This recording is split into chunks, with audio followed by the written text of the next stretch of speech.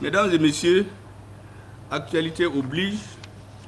Vous savez, chaque fois que le gouvernement s'occupe des questions économiques, forcément il y a des questions politiques qui viennent s'interposer.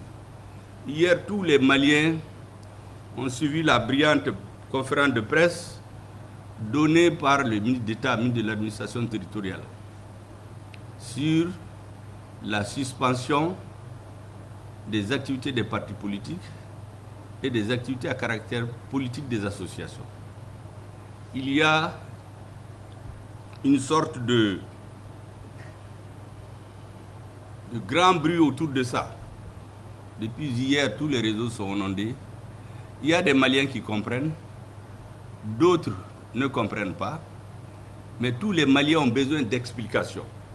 Ça pour renforcer ceux qui croient déjà dans leurs convictions et pour convaincre ceux qui ne comprennent pas la portée de certaines décisions. Parce que vous savez, au Mali, on est habitué à dire la démocratie, en pensant que sous le couvert de la démocratie, tout est possible. Or, souvent, c'est la démocratie qui est utilisée pour tuer la démocratie. Et c'est pour cela que le gouvernement redouble forcément de vigilance. Vous savez, avec l'arrivée du gouvernement de la rectification, depuis que le président a été investi le 7 juin 2021, au Mali, en réalité, qu'on le veuille ou non, dans le débat politique, c'est dégager deux grandes tendances. Comme c'est normal d'ailleurs. Vous avez ceux qui estiment que la priorité pour le Mali, c'est le recouvrement de sa souveraineté. Il fallait donc renforcer la sécurité, renforcer les réformes et que le recouvrement de la souveraineté devienne un processus irréversible. Ça, c'est d'un côté.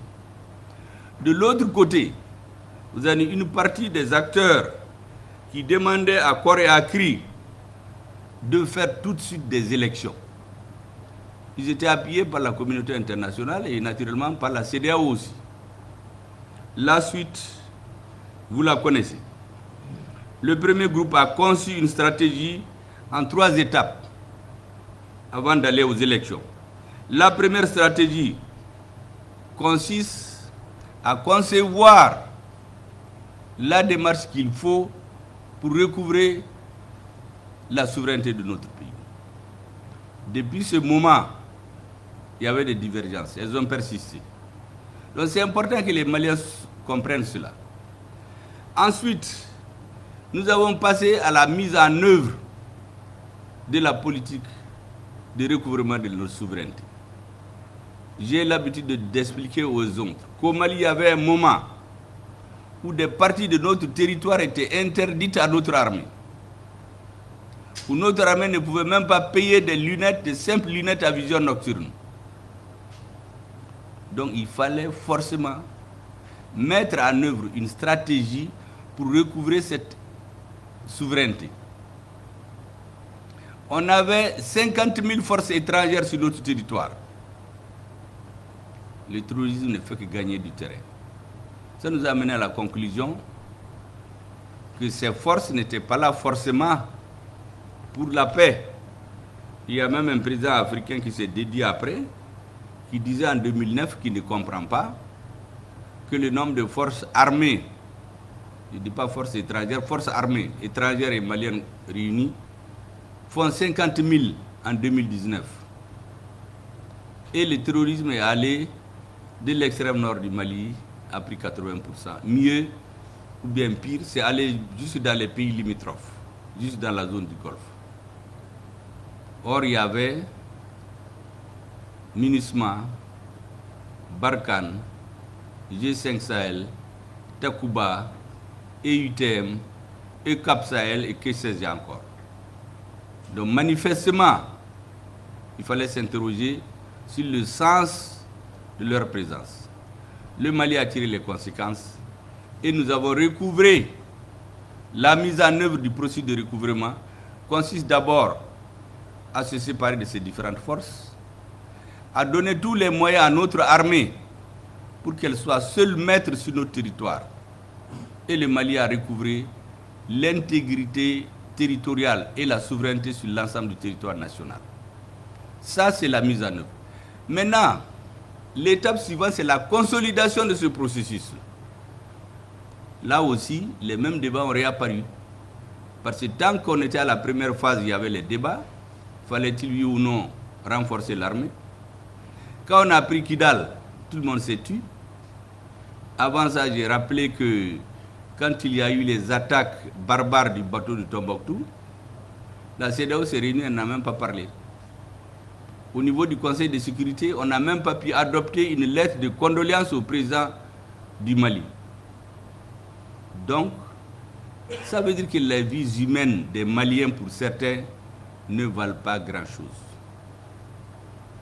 Et donc, le gouvernement a décidé que la phase de stabilisation, après l'élaboration de la stratégie et sa mise en œuvre de recouvrement de l'intégrité de notre pays et de la souveraineté, que la phase de stabilisation doit atteindre un point de non-retour en arrière.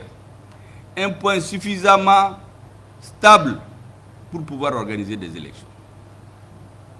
Dès que le Mali a recouvré l'intégrité de son territoire et sa souveraineté, le président de la transition immédiatement a tiré les conséquences d'ordre politique, d'ordre historique et d'ordre stratégique, qui consiste à dire qu'il ne suffit pas de conquérir par la force des territoires. Il faut la gestion. Le président a mis en place le comité de dialogue intermalien. Donc, les résultats du travail de ce comité, plus l'atteinte du niveau de stabilisation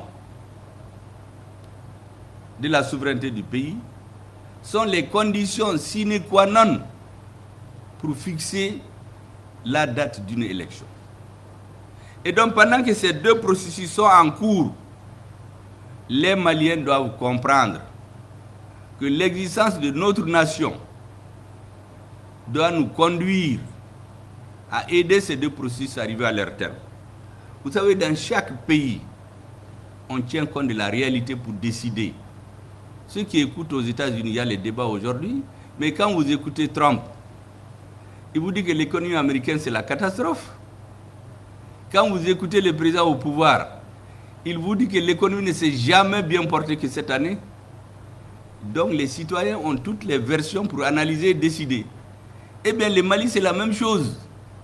Ceux qui sont décidés à faire en sorte que le processus de recouvrement de la souveraineté du Mali arrive à un point de non-retour avant d'arriver à quoi que ce soit. Que le dialogue intermalien dépose ses conclusions auprès du chef de l'État. Parce que c'est une sorte d'assise bis. Et que c'est la combinaison de ces deux solutions qui permettront au gouvernement de décider quand est-ce qu'il doit aller aux élections. Ça, c'est une partie des Maliens. Mais il y a d'autres qui, dès le départ, ont dit faisons des élections.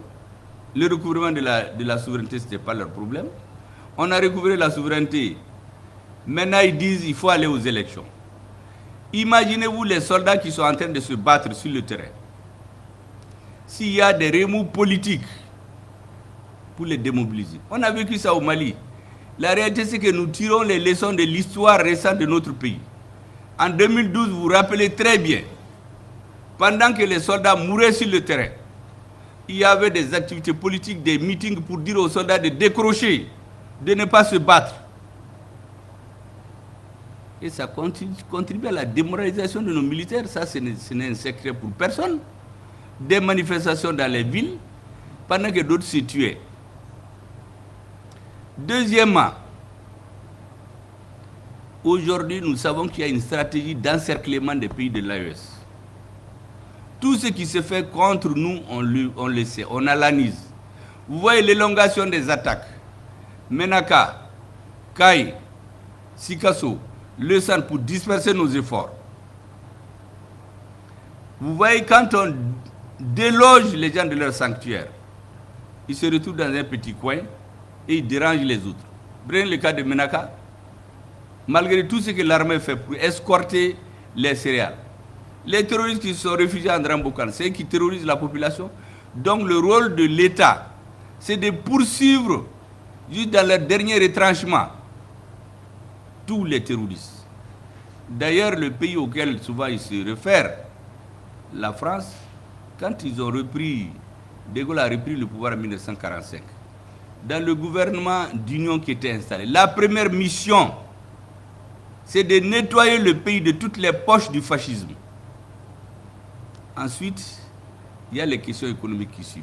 Donc dans notre pays, aussi longtemps que nous n'avons pas atteint un niveau de stabilisation aussi forte, le processus de recouvrement de l'intégrité de nos territoires, de la souveraineté, n'a pas atteint le point de non-retour. Et il y a des ennemis du Mali qui comptent sur ça.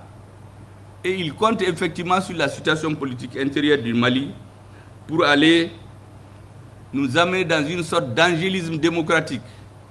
Au nom de la démocratie, on peut s'organiser, demander aux soldats de décrocher, demander de faire des élections pour amener un président faible sur lequel il va avoir les pressions.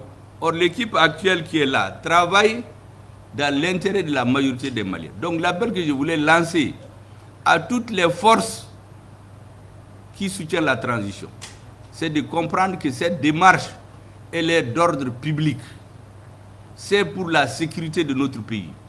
C'est pour que les acquis atteints ne peuvent plus, on soit à un point de non-retour. Ce n'est pas pour autre chose. C'est important qu'ils comprennent. Pour les autres Maliens qui ne sont pas dans cette logique, il faudrait leur expliquer pour que ceux qui ne comprennent pas les enjeux les comprennent.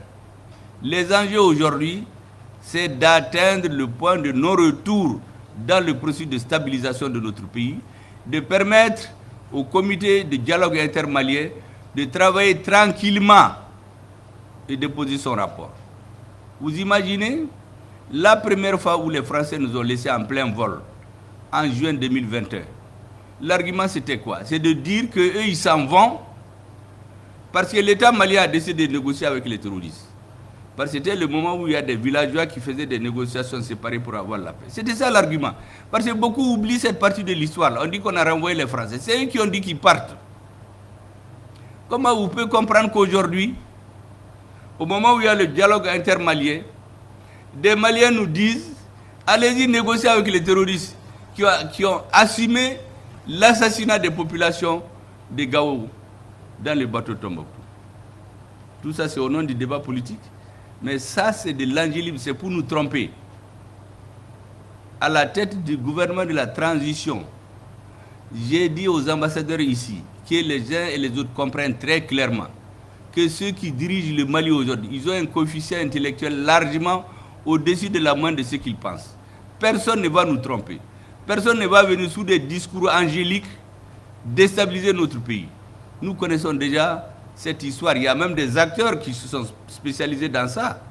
On n'a pas besoin de les nommer, les Maliens les comprennent, les savent. Au moment où il y avait les attaques au nord, les soldats mouraient. Il y avait des meetings à la place de l'indépendance pour demander aux soldats de décrocher. Tout le monde se rappelle, on poussait les mères à téléphoner à leurs enfants pour leur dire mais il ne faut pas vous battre, ce n'est pas la peine. Mais ceux qui font ça, c'est sous le couvert de la démocratie. C'est la même chose. Je voudrais donc que les Maliens comprennent très bien. Ce n'est pas une initiative du ministre d'État qui s'est levé pour suspendre ses activités. C'est la prise de conscience profonde de toute l'équipe qui dirige face à sa mission historique de mener le peuple malien au bon port. Qu'aucun bruit ne vienne nous déstabiliser. Aucun discours démagogique et angélique ne vienne nous tromper pour qu'on se trompe d'adversaire, d'époque et exactement et surtout de la mission qui nous est fixée.